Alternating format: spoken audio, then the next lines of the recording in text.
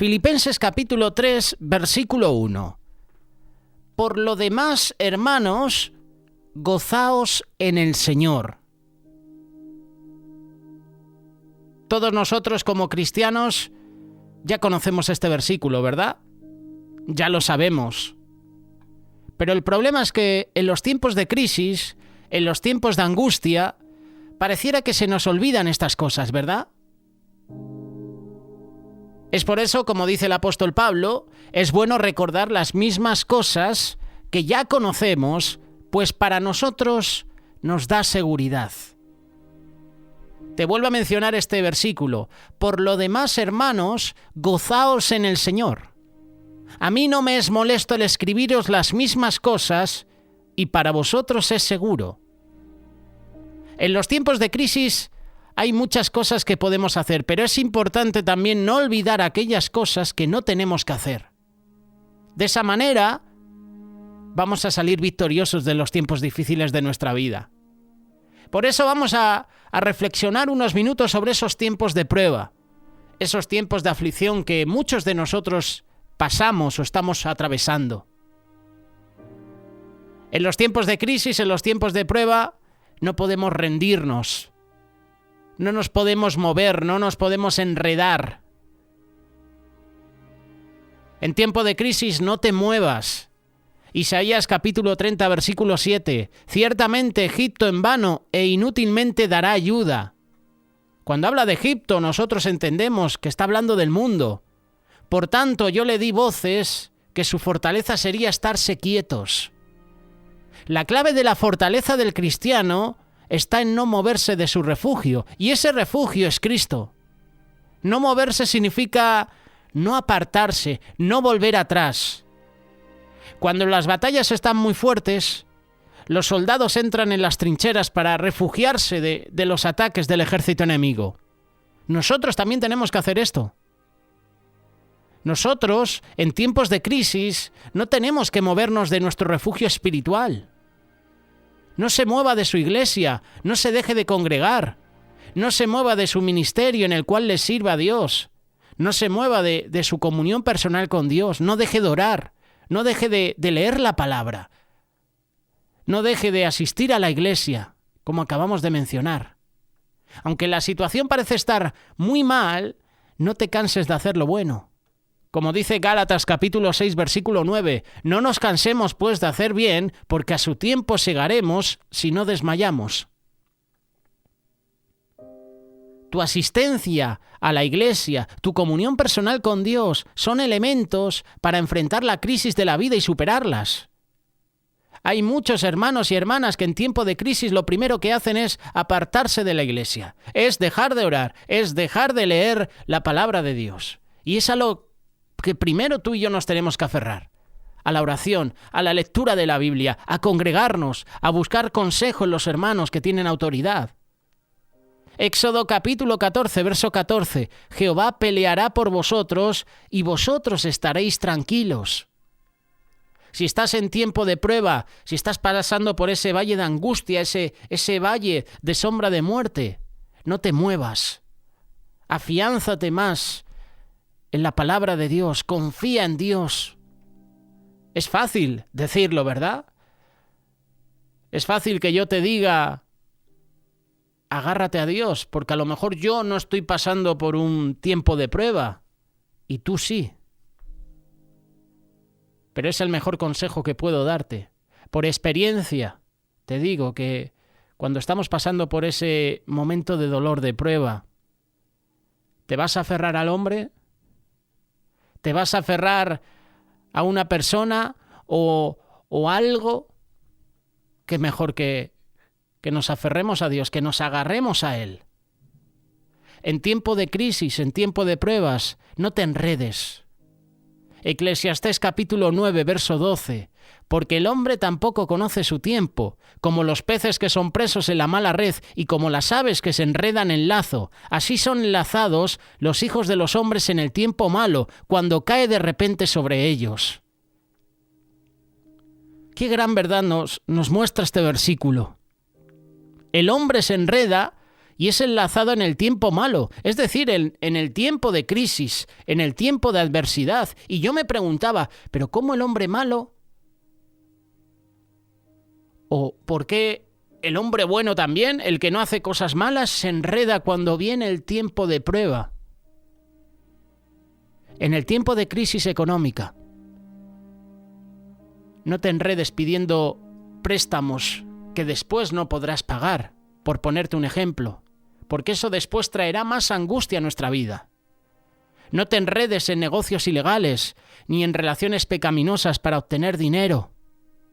Recuerda que el pecado nunca es justificable.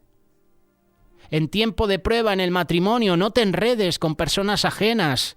Satanás es astuto y pondrá en nuestro camino personas que parece que nos van a consolar, que van a llenar ese vacío de nuestro corazón, pero luego eso no es así. Luego llega la tristeza, llega la soledad. Pero a los que están unidos en matrimonio mando, no yo, sino el Señor, mira lo que dice Pablo, que la mujer no se separe del marido. Y si se separa, quédese sin casar o reconcíliese con su marido, y que el marido no abandone a su mujer.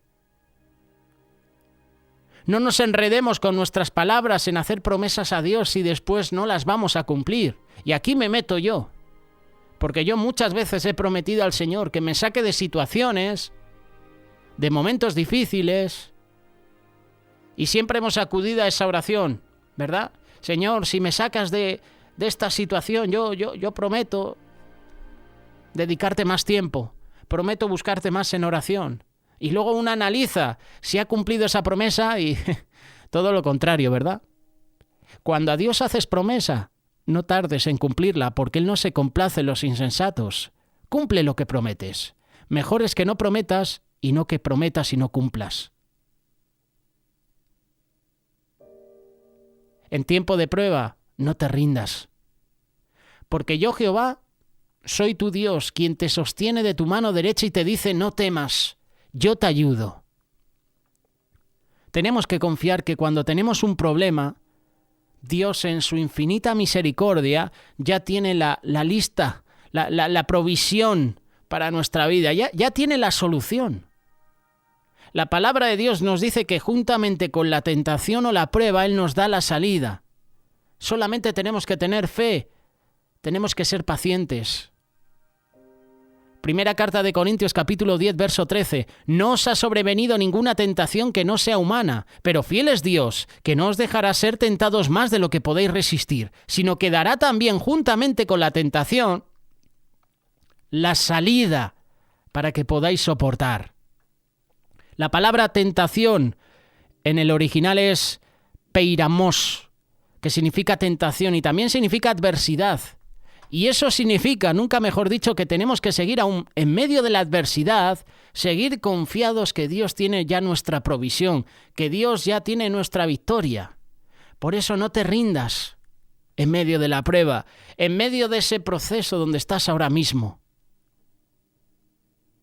Bendito sea el Dios y Padre de nuestro Señor Jesucristo, que de acuerdo con su abundante misericordia nos ha vuelto a engendrar a una esperanza viva por la resurrección de Jesucristo de los muertos, a una herencia incorruptible y sin mancha, y que no se desvanece, reservado en el cielo para ustedes, quienes son guardados por el poder de Dios a través de la fe para salvación, listos para ser revelados en el tiempo postrero, en donde se regocijarán. Mira lo que dice. En donde se regocijan o regocijarán muchos.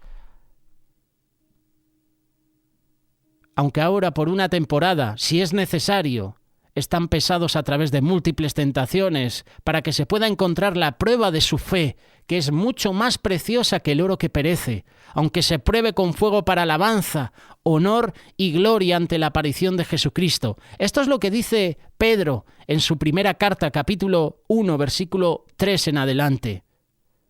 Las pruebas se pueden definir de muchas maneras, pero todo se reduce a un punto. Las pruebas son desafíos que enfrentamos en esta vida. Pablo define una prueba como cualquier cosa probada que necesita ser probada con un criterio o tiempo de probar nuestra fe. Un criterio establecido. Ahora bien, ¿quién es responsable de nuestras pruebas? No nos damos cuenta de que Dios es quien permite que tú y yo seamos probados. Proverbios capítulo 17, verso 3. Él es quien nos prueba más que estos otros supuestos factores. Dios permite que venga la prueba a nuestra vida, porque de esa prueba, de esa situación, Dios siempre saca algo precioso, algo valioso. Ahora bien, ¿por qué tú y yo somos probados? ¿Por qué Dios nos prueba? Santiago nos dice que las pruebas son para fortalecernos y para hacer crecer nuestra estabilidad en Cristo. Las pruebas nos ayudan a desarrollar un mayor caminar espiritual con Dios. Muchas veces vemos las pruebas como acontecimientos negativos, ¿verdad?, en la vida. Las pruebas desarrollan resistencia espiritual. Y en ese resultado podemos ser perfectos y completos, sin necesitar nada. Hay beneficios que recibiremos de Dios cuando estamos siendo probados. Y aquí llega el propósito de las pruebas. El propósito de las pruebas es mantenernos seguros en la presencia de Dios. Pablo habló de una espina que tenía en su carne, ¿verdad? La espina fue puesta allí por Dios para establecer límites en su vida. Y los límites que Dios establece en nuestras vidas son tan seguros, son tan confiables. O sea, yo tengo la certeza de que ese límite que Dios ha puesto en mi vida es porque sabe que si paso ese límite, es posible que me pierda. Dios pone límites o gobernadores en nuestras vidas. Él coloca un hombre de Dios sobre nosotros para vigilar nuestras almas. Estamos obligados a someternos a nuestras autoridades espirituales. Y Dios nos prueba para ver cómo nos sometemos y reaccionamos cuando se nos dice no. La prueba se trata de aprender algo que aún no entendemos, y Dios nos prueba para que podamos aprender más acerca de Él. Dice la palabra que el Espíritu de Dios desea revelarnos cosas profundas.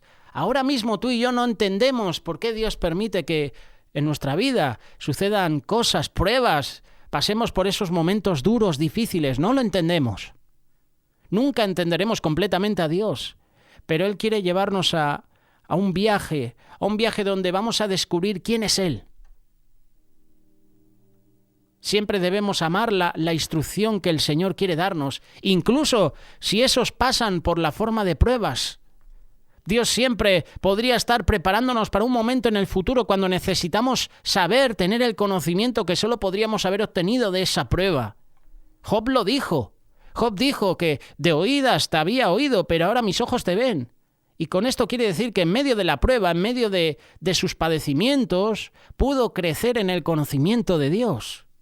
A lo mejor ese tiempo de prueba por el que estás pasando es un momento ideal, es un momento buenísimo para que te acerques más a Dios.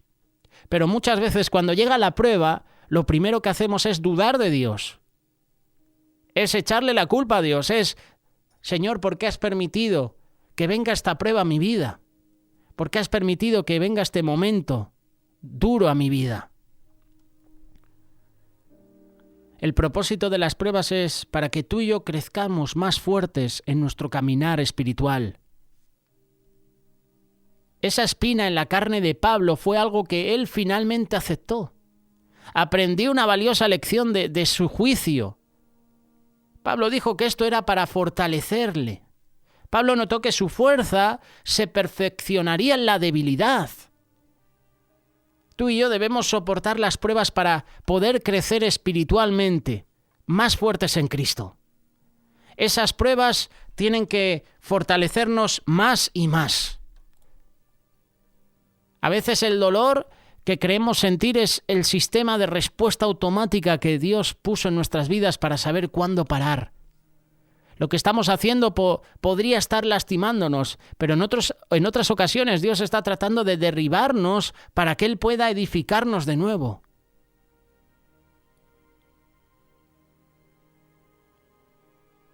Hoy en día la Iglesia está muy centrada en el dolor, en lugar del verdadero propósito de nuestra prueba. Pablo hizo que la iglesia dejara de quejarse por lo que estaba pasando. Lo que estaban experimentando no era dolor, y su concentración en el dolor les estaba haciendo perder la lección que Dios les estaba tratando de enseñar en ese momento. ¿Sabes una cosa? Algunas pruebas que experimentaremos o que estamos experimentando en la vida serán con el único propósito de darle la gloria a Dios. En la palabra, cuando el hombre nacido ciego fue sanado, todos querían saber quién pecó. ¿Quién pecó, este o su familia, para que naciera así? Y Jesús dijo que nadie había pecado, sino que las obras de Dios deben manifestarse en él. Debemos preguntarnos si estamos dispuestos a pasar por una prueba para que Dios pueda obtener la gloria de ella. Cualquier cosa que experimentemos en esta vida ni siquiera se compara con la gloria de Dios, que se va a revelar en nosotros, como dice Romanos capítulo 8, verso 18. Si queremos que su gloria salga a la luz, tendrá algo de peso. Debemos darnos cuenta de que las pruebas son solo temporales. Hay una recompensa mayor en el otro extremo de nuestra prueba que ni siquiera podemos comprender en esta vida. Por eso, muchas pruebas que experimentaremos en la vida serán con el único propósito de darle la gloria a Dios. Si estás en medio de una prueba, gloria a Dios.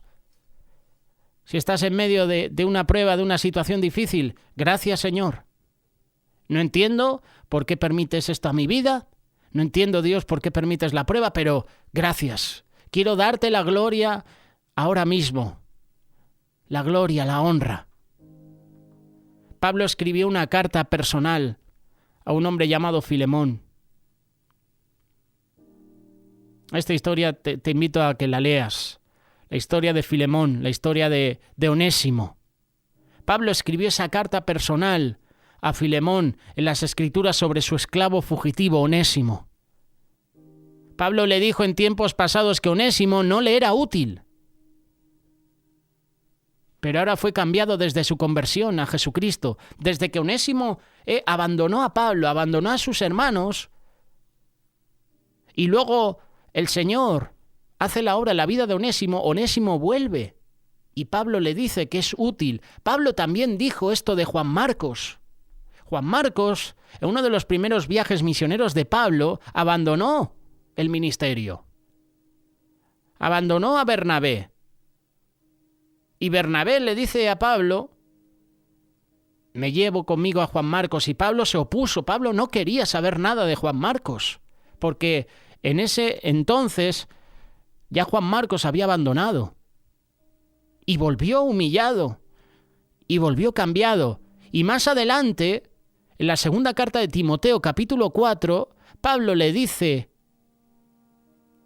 a Bernabé, le dice a Timoteo, cuando está hablando de Demas, que ha abandonado, me ha desamparado amando más las cosas del mundo, le dice, tráete a Juan Marcos porque me es útil para el ministerio. Y aquí está hablando también de Onésimo, porque le es útil. Desde que hubo una conversión en la vida de Onésimo, desde que Jesús entró en su vida, Pablo le dice, tráemelo porque me es útil. Si esta prueba nunca hubiera sucedido, Onésimo nunca sería lo que iba a ser en Dios, y tampoco lo sería Filemón.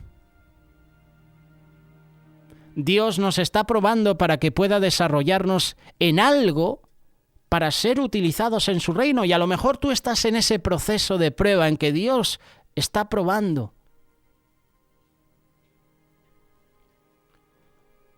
Si no nos prueba, no podremos lograr lo que tiene reservado para que hagamos. Estamos hablando de probarnos, no de tentarnos, porque Dios no tienta a nadie. Cuando pensamos en Pablo, él no sería el apóstol más grande que jamás haya caminado sobre la tierra si no hubiera experimentado lo que hizo. La prueba no es fácil, pero es un momento necesario en la vida de todos. Y si tú estás pasando por ese tiempo de prueba, ese tiempo que no entiendes por qué, he intentado darte algunas respuestas. En medio de la prueba, piensa esto. ¿Qué cosas positivas puedo sacar de esta situación? Piensa que el Señor está permitiendo que estés en ese tiempo de prueba porque algo bueno va a sacar de ahí. Por eso, da la gloria a Dios en todo momento, incluso en ese tiempo de prueba.